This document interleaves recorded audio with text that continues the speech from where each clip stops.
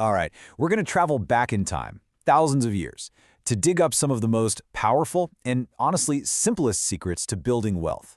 So just for a minute, forget about the latest stock tips or crypto craze. This is about the bedrock, the unchangeable laws of money. And this quote?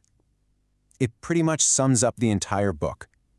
See, the whole idea here is that wealth isn't about luck or being born into the right family or knowing some secret handshake. It's a system. And it's governed by simple laws that are just as real today as they were 6,000 years ago on the dusty streets of Babylon. Which leads to the big question, doesn't it? If these laws are so simple, why does building a fat purse, as they called it, feel so darn complicated? Why does it feel so out of reach for so many of us? Well, the funny thing is, the answers we're looking for are found in this book, written way back in the 1920s. And it doesn't use complex charts or financial jargon. It uses ancient parables, simple stories to break down the basics of money in a way anyone can get. This is all about storytelling. So, let's go there. Let's picture Babylon in its prime. We're talking about a city of just incredible wealth and grandeur. But it was also a city of contrasts. You had these massive temples and dazzling fortunes right next to some really desperate poverty. It was the financial hub of its day, but not everyone was getting a piece of the pie. And our story kicks off with a guy named Dabasir. Now, Dabasir is a master craftsman, probably the best chariot builder in the entire city. He works his tail off, he's great at what he does, and he is completely, totally broke. His purse is empty, and he is just feeling crushed by it all. And this is where it gets so relatable. He's talking to his buddy, Kobe, the musician, and he just lays it all out. He looks at all the incredible wealth flowing through Babylon and says, how is it that we have no part in this? I mean, he's basically living paycheck to paycheck 6,000 years ago. Sound familiar to anyone?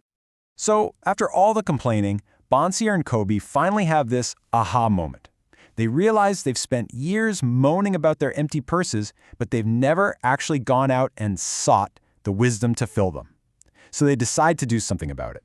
They're going to go ask the one person who has clearly figured it out, their old friend Arkad, who somehow went from being just like them to the richest man in all of Babylon.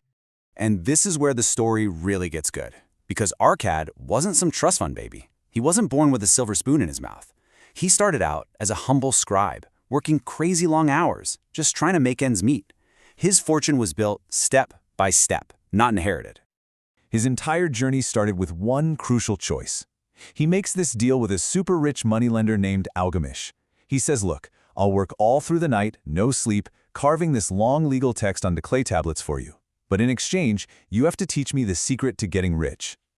So Arkad pulls the all-nighter, finishes the job, and Algamish makes good on his promise. He reveals the foundational secret. And it wasn't some complicated investment scheme. It was this one simple, powerful idea. A part of everything you earn is yours to keep. It sounds so obvious, but when you really think about it, it changes everything. And here it is, the number, the actual starting point.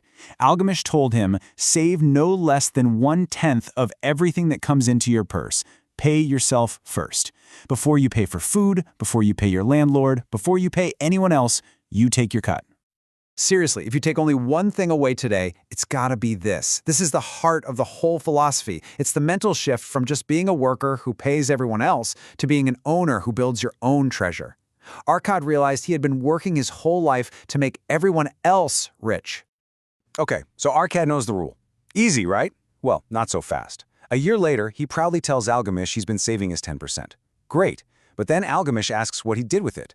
Turns out Arkad gave it all to a brickmaker who was traveling overseas to buy rare jewels. Of course, the brickmaker got scammed, buying worthless bits of glass. And just like that, Arkad's entire year of savings, poof, gone. The lesson, don't get your jewel advice from a brickmaker. But hey, credit to Arkad, he doesn't quit. He starts all over again, saving his 10%. This time, he does something smarter. He lends his savings to a shield maker who pays him regular interest. Awesome. But then he makes another mistake. He takes all that interest money and blows it on nice dinners and fancy clothes. As Algamish so brilliantly put it, he was eating the children of his savings instead of putting them to work. And then, finally, the light bulb goes on. Arkad gets it. He saves his 10%, he invests it with people who actually know what they're doing, and, this is the key, he reinvests every single shekel of profit. He started to think of his money as his golden slaves, and then he made their children and their children's children all work for him too. That's compounding. He built an army of money that was earning for him whether he was working, sleeping, or on vacation.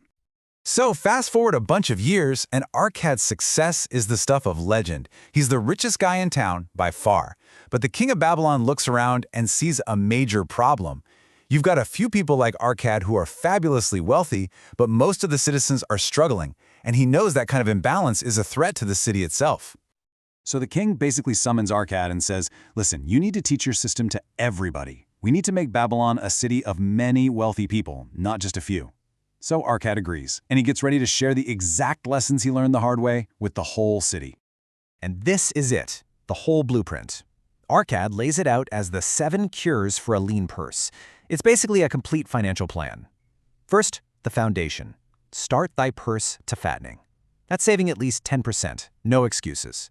Second, control thy expenditures. You gotta live on the other 90%. In other words, make a budget. Third, make thy gold multiply. That means putting your savings to work through smart investments. Fourth, guard thy treasures from loss. Remember the brickmaker? Yeah. Only trust your money to experts. And the last 3 are all about long-term wealth. Number 5 is owning your own home.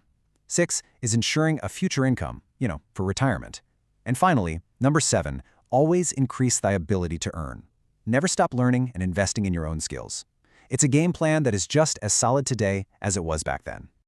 So what does all this ancient history mean for you, right now? Well, the whole point of these stories is that they're supposed to be a mirror. The exact same lessons that turned a poor scribe into the richest man in Babylon, they're universal. They work for anyone, anytime. And this last quote, man, it really hits home. Arkad is saying that good luck or opportunity isn't random. It doesn't just show up. It's a haughty goddess who only visits people who are ready for her. Arkad was ready for Algamish's wisdom because he was already hungry for it. He proved he was ready by saving his money, even after that massive failure. He was preparing himself for opportunity to strike. So that really leaves us with just one final question. It's for you. The principles are dead simple. Save a tenth, live on the rest, and make your money work for you. The question is, are you doing it?